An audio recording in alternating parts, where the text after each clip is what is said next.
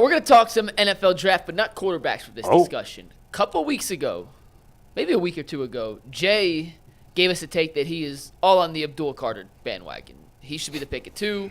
That's how it should go. And we got a ton of replies to that tweet. We got a ton of replies to that tweet, all echoing a similar sentiment. So I'm going to show you guys 5 draft replies. Experts out there. These are just 5 fans of the show. We appreciate everyone who tweets at us, who replied to that tweet from the UCSS account about Abdul Carter. First one comes from Sean Beardrow. No thanks to Abdul Carter. Too small. Don't need a new Barkevius Mingo. Barkevius. I thought you said these people all agreed with him.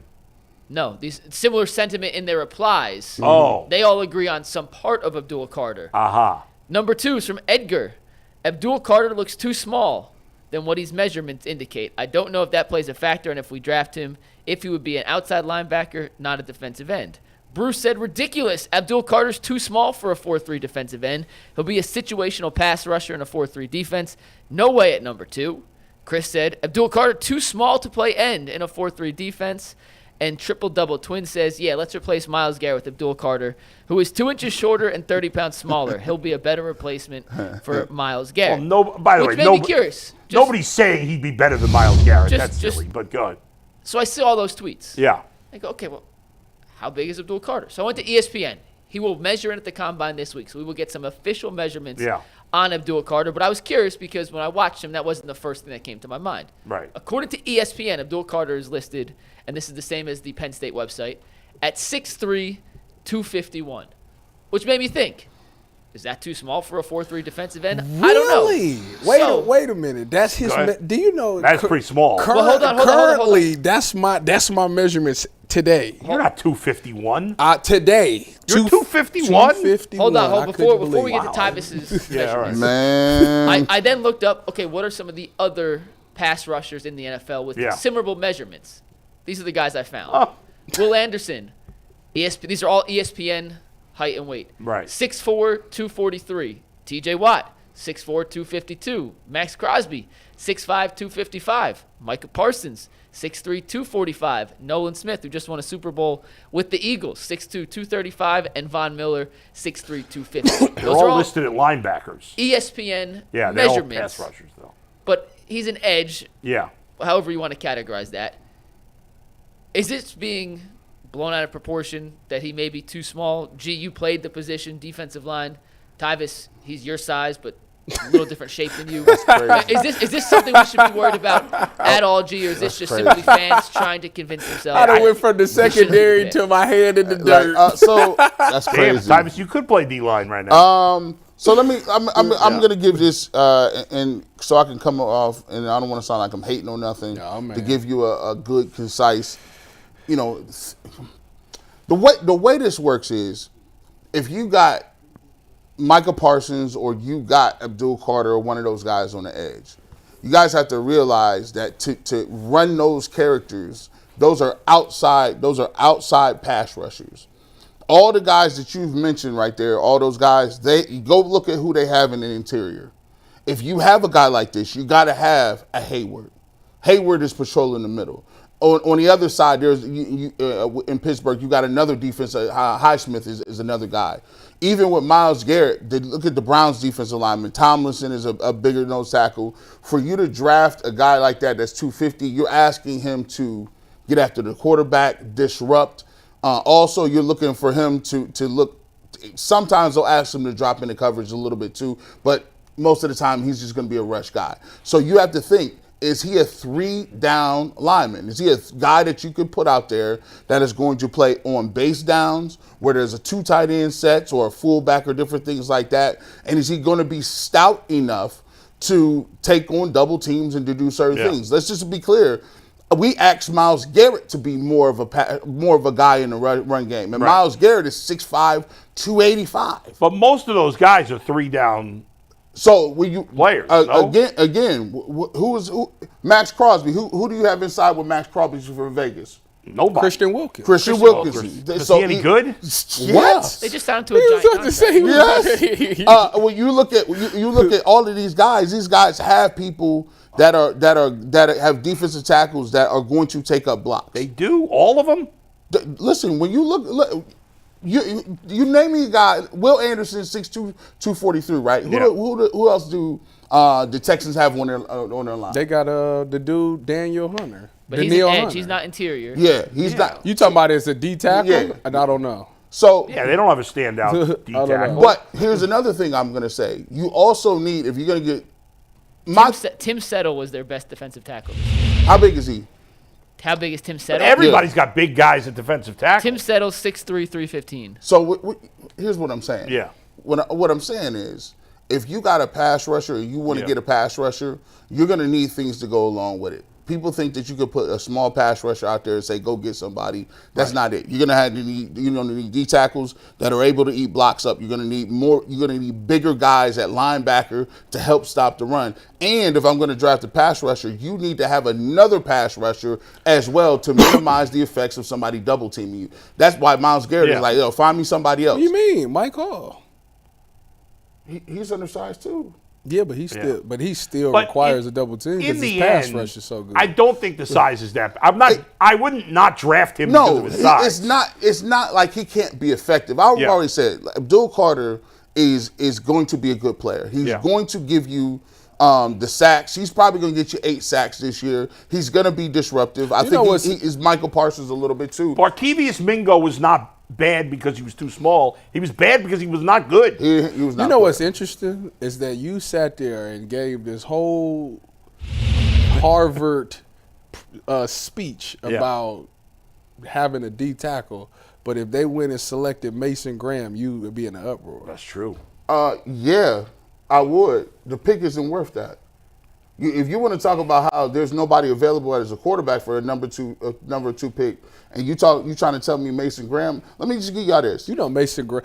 You know that he's probably going to be a Pro Bowler. It don't matter. You have 8 Pro Bowl D tackles. I'm just telling you. You could have 10. I'm on the Adam Bull train with this. If you're building a team, I'm done with it. I'm not gonna do it no more. I've been. You take a look at some of my comments a year before. Oh, let's go get this person, or let's get this guy, or maybe you could just hand the ball to Nick Chubb 100 times. Or no, I've seen the light. If you drafted a defensive tackle, I played the position. You're gonna affect maybe 5 to 6 plays that whole game. At best, 5 to 6. 5 to 6 at best. And if you're a D tackle, 5 or 6 plays. we can double team you. We can cut you. And if you're a defensive tackle and you're not a pass rusher, you won't even get them 6 plays. You might have 3. Yeah. I mean, I don't know. Aaron Donald kind of affected I wouldn't say it was 5 but how many Aaron 6. Donalds are there? I'm just saying he said if you a defensive tackle, you only gonna change 5 to 6 plays. Aaron Donald he changed much more than 5 or 6 plays. They're very rare. But watch this. Where did Aaron Donald get taken? Late in the first, right? No, it was 12th. One pick before. 12, not 2. So it was either 12th or 13th. One of those. Thank you. Okay, Ndamukong Suh. Guess what? And he wasn't worth that pick. What? He wasn't. I agree with him. What did he win? They didn't do anything until they got Stafford. What do you mean? They drafted. Watch this. They drafted him and Nick Fairley. What did they win? Now, Nick Fairley, that was a shame. Bull. Nick Fairley. Nothing. They had Megatron. They had Ndamukong Suh. Nick Fairley. What did they win? Nick Fairley did. Nick Fairley wasn't Nick Fairley. Like at Auburn, Nick Fairley was crazy. In the league, Nick Fairley wasn't Nick Fairley. They drafted Ziggy Ansah too high. Yeah, he was. Here's nothing. He was supposed to be. By the way, I'm going to finally go on record. Thank you. And say that none of this conversation matters because they need to draft Cam Ward.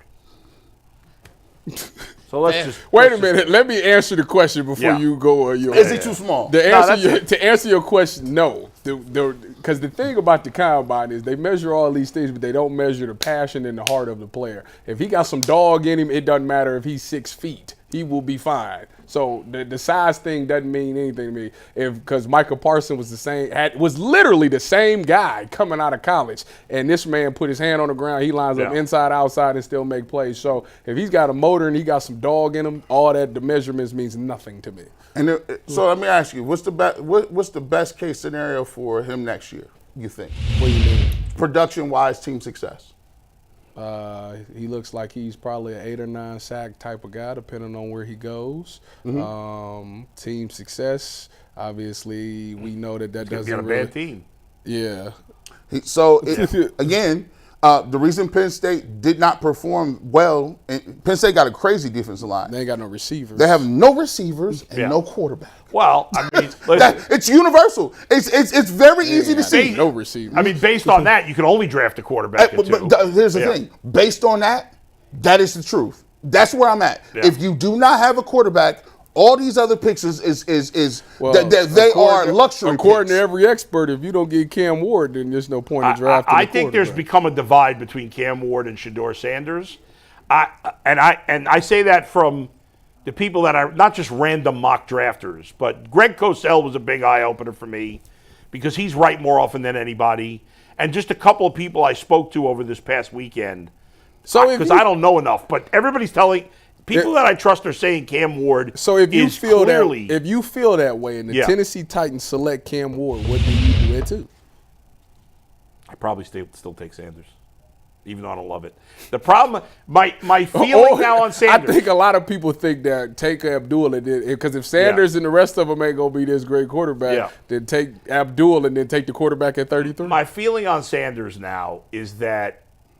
Like with Cam, I feel like Cam Ward's got way more upside than Shedeur Sanders. And again, this is not me doing analysis, but listening to the right people. That Cam Ward's got more. Like Cam Ward's got a chance to be special. Okay. Whereas Shedeur's more likely to just be solid NFL quarterback. And you can't win a Super Bowl with solid NFL quarterback, not in this current AFC. So.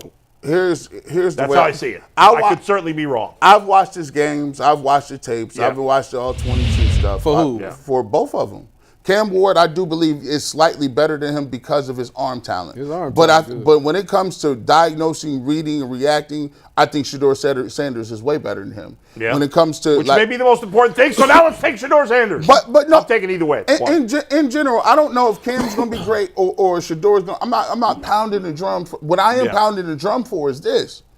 All of this like pivoting and trying to take this other guy instead of. Man, cut that out. Listen, if you guys want to win and be serious about winning, guess what? You got to have a quarterback. And every other team has gone through this. You know, the Eagles drafted Carson Wentz, right? He flamed out. They got right back on the podium and was like, give me Jalen Hurts. Let me figure this out. It used to be, back in the day, if you drafted a quarterback in the first round and you blew it, you were screwed for 5 years. You were done. That's not the case anymore. That's not it. Because they'll draft one the very next year. We saw that with Kyler Murray and Kyler Murray. If you can't have 2 down defensive tackles, and I've heard this before, and I always give people these rebuttals, but they don't even answer what you're saying. Remember, I think when we had Tyvis, when we had Danny Shelton and Cam Irving. Yeah. And you took them in both first-round picks. What the hell is that? Go ahead. Go ahead. Just go. I want you to talk. Wait a minute. First of all, why you got to bring them into this? Because there's a thought process that linemen don't bust. This is the thing. Because you don't know what they do. I think this is where I think that I'm trying to put myself in the front office mindset. All right. Because it's a lot. It's a lot of stuff to process. And I think they'll look at it like this. 2 years ago, same roster, didn't have a quarterback, but had a successful season. Unsustainable. Right. I agree with that. Yeah. Fast forward to this season. They still didn't have a quarterback, but why did we go from, 11-win team to a 3-win team? It's because the defense took a step back, right? Probably 2 steps back. Right. Yeah. So they probably think to ourselves, if we don't love a quarterback, if we can't get Cam Ward because we think Cam Ward is the only guy that can be this star, then we need to get back to at least having our defense. Because at the end of the day, we got to have something to get us at least 9 wins or something like that to keep our jobs. So let's build the defense back up to what it once was. We letting Kevin call the plays again. He's already shown that give him a decent quarterback, he can make some things happen. I think maybe I'm not saying that's what they're thinking. I'm just saying if they thought that, I can understand why they thought that. That's what I'm saying. I'm not saying it's right or wrong. I'm not saying I agree or disagree. Yeah. I'm just saying that is a thought. Like, okay. If we can't get Cam Ward and we don't think Shedeur is going to be the guy. Yeah. we could boost our defense back up, and that could get us 9 to 10 wins and get us back at least close. What are the odds of that happening? Slim to none. But I mean, listen, if you miss on the quarterback, you're in the same boat anyway. That's true. Yeah. All right, speaking of quarterbacks, we got another quarterback conversation to have. Mike's going to set it up. Go ahead. And I just want to mention before we do that Mel Kiper Jr. put out his second mock draft this morning. Oof. He had Cam Ward going 2 to the Browns. And he had Abdul Carter going 1 to Tennessee. By the way, if the Browns have to trade up to 1 to get Cam Ward, I'd do it.